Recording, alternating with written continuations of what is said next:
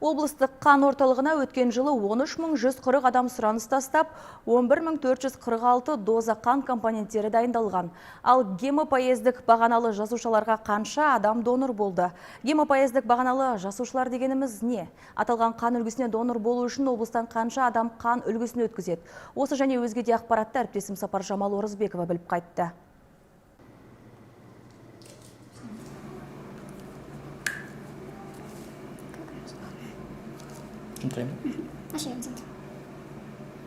Бұл Танжарық Тәкенұлы. Осымен 4-ші жыл қан тапсырып, өзгеге өмір сыйлап жүр. Ал гемопоездік бағаналы жасушаларға донор болу үшін 2-ші рет қан тапсырып отыр. Ең алғаш рет өткен жылы тапсырып, жақын адамның өмірін сақтауға үлес қосқан. 2020 жыл мамыр айы менің есімде мәңгі қалды. Өйткені Данияр жолдасымыздың әкесі асқазанына қан кетіп, ауыр халде ауруханаға түсті. Тас түскен жеріне ауыр демекші Даниярдың дегбірі қашты.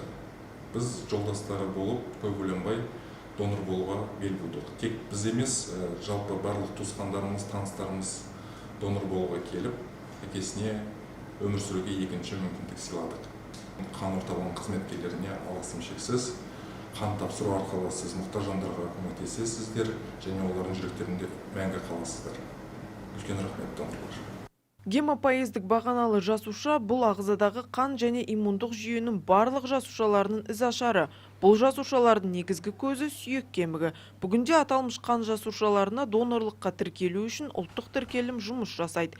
Тіркелім гемопоезді бағаналы жасушаларын трансплантациялауға зәру аурулар үшін құрылады. Ол сүйек кемігі доноры болуға келісім берген адамдар туралы ақпараттан тұрады. Ол үшін тек өзіңіз туралы қажетті ақпараттарды толтырып 9 мл қан тапсырасыз. Ал біздің облыстық қан орталығы жылына 2 рет осы тізімге 100-ге жуық донорларды тіркейді екен.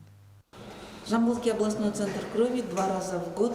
Облыстық қан орталығы жылына 2 рет гемопоездік бағаналы жасушаның ұлттық тіркеліміне 50-ге жуық адамды тіркейді.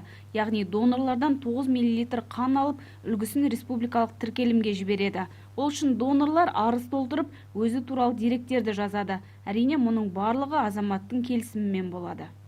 Жыл сайын әлемде миллиардтаған адам қан құюға мұқтаж болады екен. Егер сіз де мұқтаж жанға көмектесіп, өміріне араша болуға септігіңізді тигізгіңіз келсе, облыстық қан орталығына келіп қан тапсырсаңыз болады. Сапаржамал Орызбекова, Тілеуғабыл Саржан, Жамбыл Ньюс.